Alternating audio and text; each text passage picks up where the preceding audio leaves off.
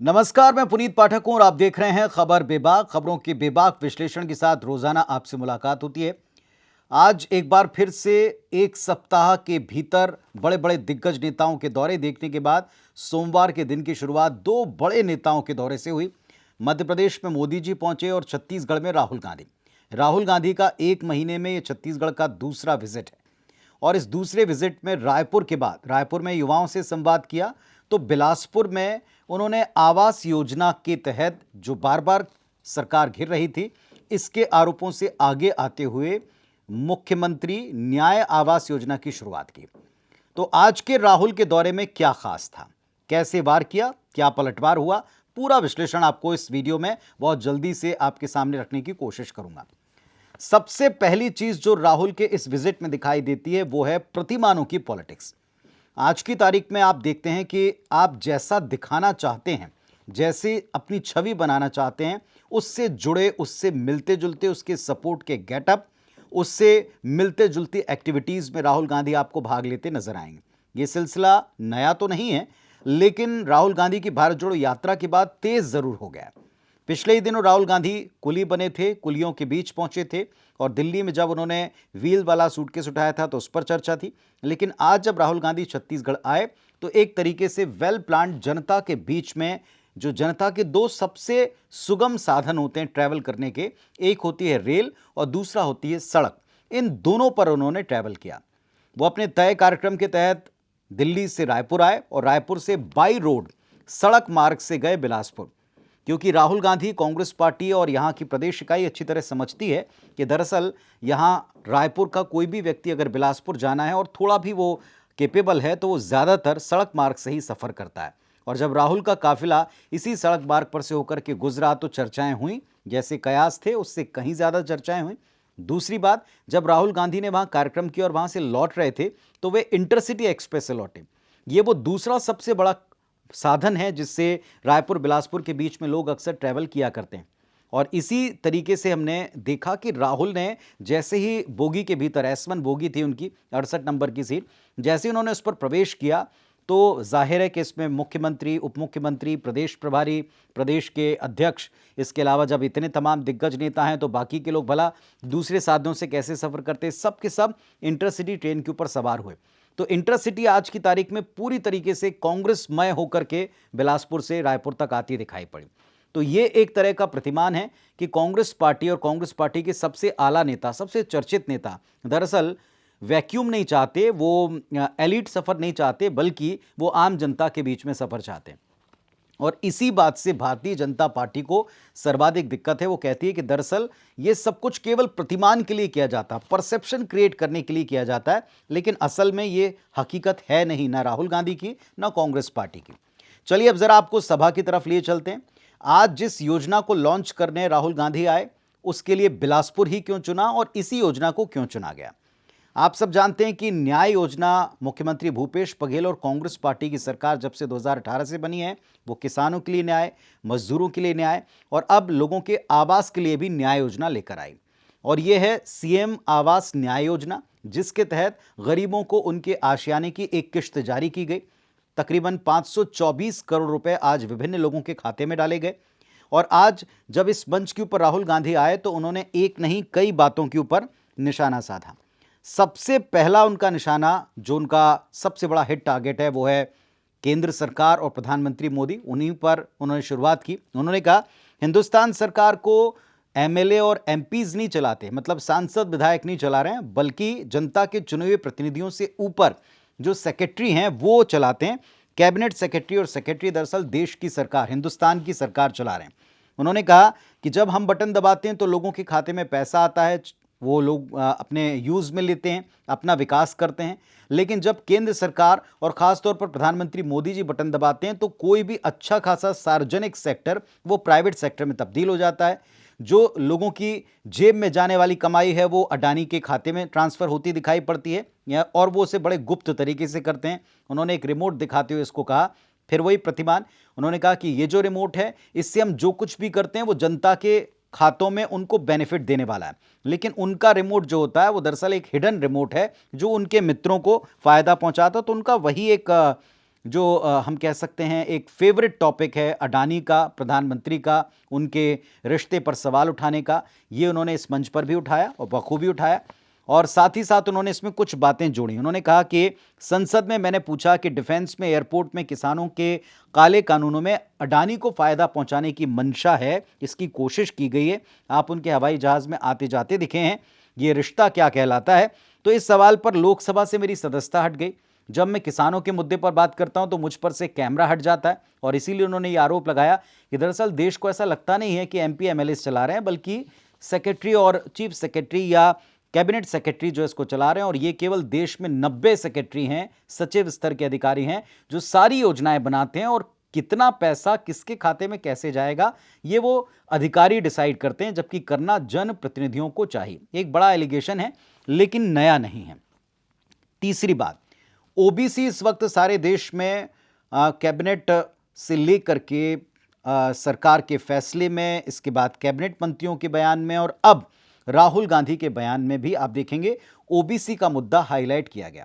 इसकी भी दो बड़ी वजह हैं। पहली बात कि ओबीसी का मुद्दा इस वक्त, जैसे हम हैशटैग देखते हैं कि कौन से हैशटैग ट्रेंड्स में हैं, तो आज की तारीख में ओबीसी अधिकार बड़ा ट्रेंड में है।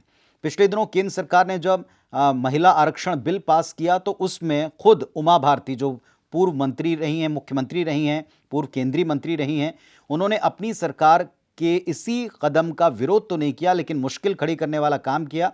ओबीसी के नेताओं को कहा कि आप देखें और सरकार से बताएं और पूछें और कहें कि कैसे आप इसके भीतर 50% कोटा महिलाओं का, ओबीसी महिलाओं का लगा पाएंगे, इसके लिए आप तैयारी करें। उन्होंने कहा अगर हमने ऐसा नहीं किया तो लोग हमसे सवाल पूछेंगे, यानी अपनी ही सरकार की तरफ से अपनी ही सरकार पर उन्होंने बड़े प्रश्न खड़े किए। उस पर कांग्रेस पार्टी मुखर होकर कह ही रही है कि हम रिजर्वेशन का समर्थन करते हैं, लेकिन रिजर्वेशन के अंदर रिजर्वेशन वो भी ओबीसी वर्ग का होना चाहिए। और इसी बात को आज राहुल गांधी ने भी मंच पर बढ़ाया। उन्होंने कहा कि मोदी जी जहां जाते हैं वो दरअसल ओबीसी वर्ग की बात करते हैं।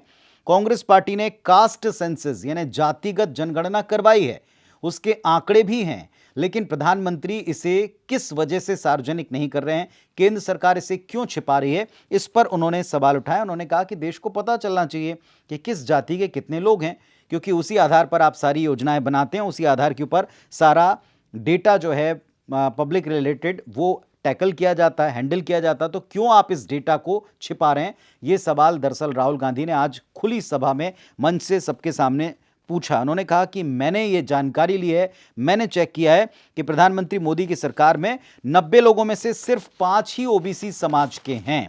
और ये कहकर के उन्होंने गंभीर आरोप लगाया, क्या हिंदुस्तान में 5% ओबीसी केवल रूल करने लायक हैं?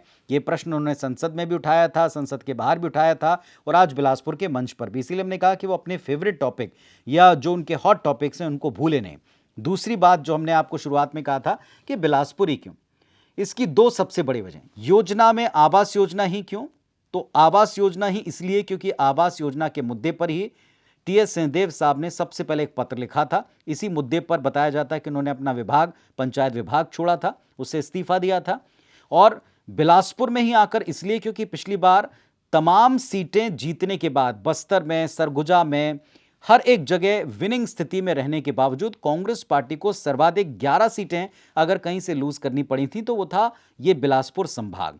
और इसी संभाग से जो 15 सीटें भारतीय जनता पार्टी के पास गई थीं, या जो बाकी की 4 सीटें अन्य दलों के पास गई थीं, जिसमें 2 बसपा और 2 जेसीसीजे थी, वो दरअसल बिलासपुर से आती हैं। तो कुल 11 सीटें कांग्रेस पार्टी ने अपने भरपूर माहौल में, जब उन्होंने पूरे प्रदेश में बंपर जीत हासिल की, वो यहां से हारी।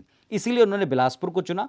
2018 में भी राहुल गांधी बिलासपुर आए थे चुनाव के पहले, और एक बार फिर से 5 साल बाद वे बिलासपुर पहुंचे। तकरीबन 5 साल बाद वो बिलासपुर आए और बिलासपुर में उन्होंने सभा की। एक और महत्वपूर्ण बात जो दिखाई पड़ती है कि सारे मुद्दे कनेक्ट होते हैं बिलासपुर से और उसके आसपास के ग्रामीण अंचलों से। आपको जैसा मैंने बताया कि बसपा की 2 और जोगी कांग्रेस की 2 सीटों के साथ साथ भारतीय जनता पार्टी ने यहां 15 सीटों में से 7 सीटों के ऊपर विजय प्राप्त करी थी। तो 7 ही और 4 बाकी के दलों की सीटें, ऐसी 11 सीटें कांग्रेस ने यहां से इस संभाग से लूज की थी।